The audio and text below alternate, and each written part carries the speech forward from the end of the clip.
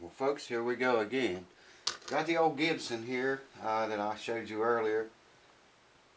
Ran into a bunch of stuff unexpected. You know, expect the unexpected when you do this kind of work.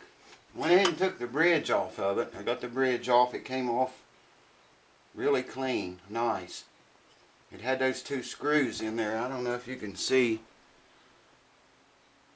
There's a shiny places here and here, if you can see that. I don't know if the camera will get it. Yeah, I think it does. And the inlay covers of the screws. Now I just took I got in there and screwed those little nuts off of the screws.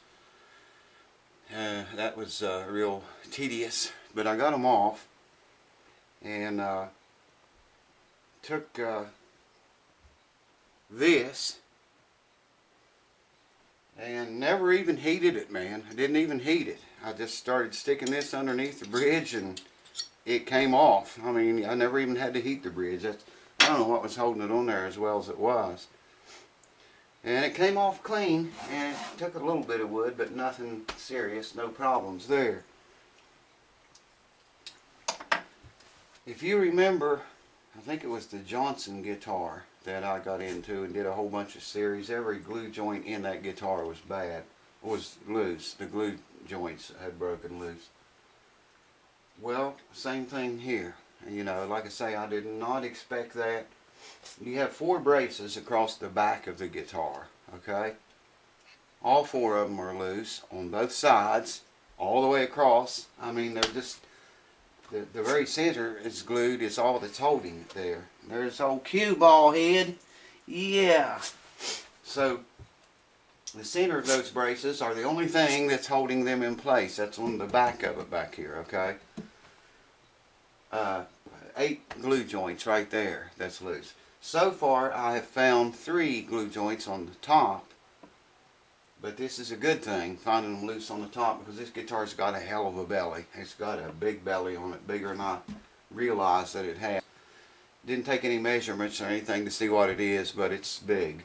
It's a really big belly. But by those braces being loose, I'm thinking maybe I can heat this top and humidify the shit out of this guitar. I mean, really put the humidity inside of it and out.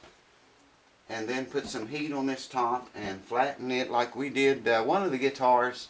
I used I call it a face plate. It's just a big board that you clamp over the top of the guitar and it flattens the top out.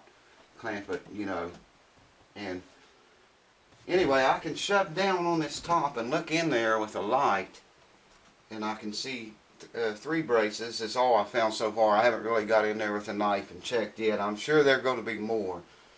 But I think what we can do is humidify it, heat the top, clamp it up, get it down, you know, as much as we can that way, and then go in there and glue those joints, or those braces back that actually keep the top flat, hold it flat. Because like I say, when I shove down on this, the braces come apart 1/8 of an inch from the top. So I'm thinking, you know, shove it down as much as I can, get it to stay there long enough to get those braces, you know, well, I'll put the jacks in there to put pressure on them, hold them up against the top, glue them back. Like I'm just thinking maybe that'll work. But like I said before, the guitar really needs a neck reset in the worst way. Man, it's off. I'm going to check it, I think, to see how many degrees it is off. But I don't know. We're going to try to do whatever we can do without doing a neck reset. Like I said before, the owner just, you know, he doesn't want to put that much money into it. I don't blame him, really, you know. I don't know the value of the guitar. I should look that up. But anyways, let me get the camera over here and I'll show you some things that I'm talking about. Okay, this is looking down inside the guitar hole. Give you a perspective on what we're looking at. That's the first brace nearest the neck on the back of the guitar. You see the knife stuck clear through it. I can slide that knife from the center there all the way over to that side.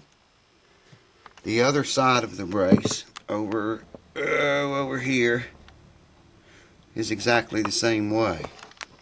There's 4 braces in there, and they're all 4 like that. I'm trying to hold a flashlight in there and the camera. There you go, maybe you can see it. So there's 2 joints on that brace.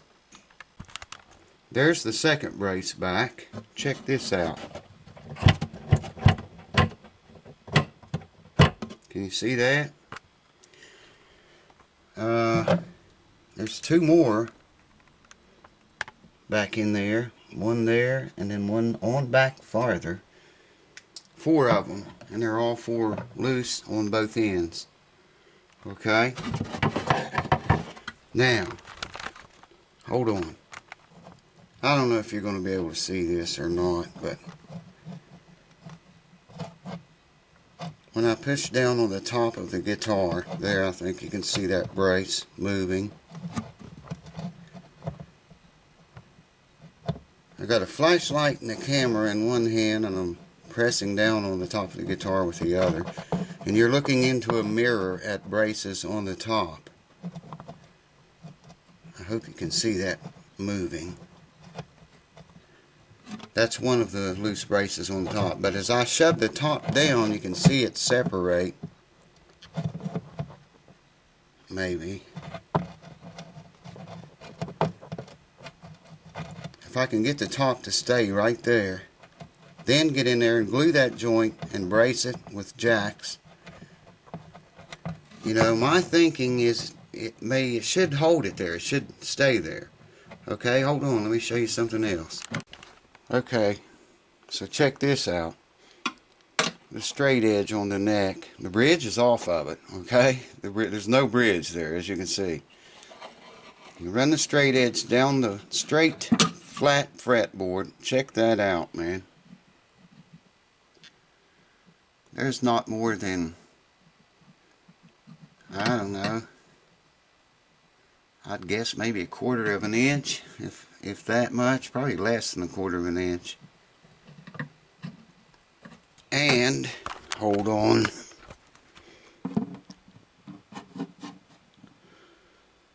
look at that. It is bad, folks. Bellied up. Beer belly. Got a beer belly. So I'm going to have to talk to the owner on this and tell him what I found so far. The truss rod works. I did find that out. I don't know if I told you that or not. I don't think I did, but the truss rod does work. The bridge plate looks good in it. Maybe I can show you a shot of that. Let me get my bearings here. We're looking into a mirror. Okay, there's the bridge plate. And it looks really good. The bridge plate is fine. So we have that in our favor. The main X brace there is all okay. It's all good, tight, solid. It's just, it's going to be like that, I think it was that Johnson guitar. Hold on. This is going to resemble that Johnson guitar that I practically rebuilt back, I don't even remember when it's been, a year ago maybe, or not quite a year yet. It's in my videos. I've never seen so many loose glue joints in my life as that guitar had until now. Like I say, there's 8 on the back, 3 that I know of right now on the top so far. I'm not done checking yet. So, you know, didn't expect that. Really never expected it. I don't know. I might be ahead to take the back off of it with all those loose braces. Or I may be able to, like I said before, humidify it really well and put heat up here, put the face clamp plate on it, clamp it up and try to smash it down as much as I can, flatten it out as much as I can, and then get in there and glue those joints back, you know, before the top comes back up on it. Maybe. I don't know. There's just a lot of things here that I never expected. We still got a fret job to do on it yet, don't forget. It's got some worn frets down to, there's a little wear on the 5th fret. Down to the 1st, 2nd, 3rd, 4th, and 5th. The rest of them don't look too bad. But one fret spoils the whole thing, you know. So we got a fret job to do yet, fret dressing. And I just don't know. I'll have to talk to the owner and see what he wants to do. You know, I don't know what he's willing to put into it, or I need to look at the value of the guitar too. But yeah, I was talking about this bridge. I got those nuts off of it, and I took that little knife and just started kind of pecking around, you know, in the crack where it was pulled up. And man, it fell off pretty much by itself. Took a Dremel tool and cut those screws off. So you know, I could take them out, but then I would have to put new inlay in here. This way I think I can just leave them in there. They're not in the way. It's just a stud, you know. You can't even feel it. And I don't have to do anything here if I go that route. It came off really nice. But that belly's got to go way down yet. So that's where we're at so far. 11 glue joints loose, and I'm not finished checking yet, but we never expected that. Neither of us expected that much structural damage. So, and then we still have this crack on the side. I showed it to you before. There's a major crack on the side that needs to be stabilized at the very least. So anyways, that's where we are right now with the 1946 Gibson LG2. I did find out from late 45 through 46, I think, Gibson never put any identification numbers at all on these LG2 guitars. I don't know why. I haven't found that out yet. But you know, and the owner says he's sure it was bought in 46, so quite possibly this is a 1945 model. Could very well be, but definitely a 45 or 46. So that glue's 70 years old, you know, and it's showing its age. The entire guitar actually is. But yeah, check with the owner, see what he wants to do. Like I say, we didn't see this coming. Neither of us expected that. 11 glue joints so far, and I'm sure there's going to be more than that by the time I get in here checking all these voicing bars and everything in there. There's going to be some more loose stuff. So you may see a long series of repairs on this guitar, you may not. I just, like I say, I don't know. I'll talk to the owner, find out, and I'll let you know. So until then, wish me luck. All kinds of humidification inside of there. I took a tiny bowl and put a damp cloth in the bowl.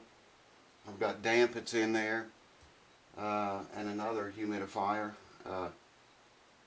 All inside of it. Got the face clamp on it, got it flat. The top is flat right now.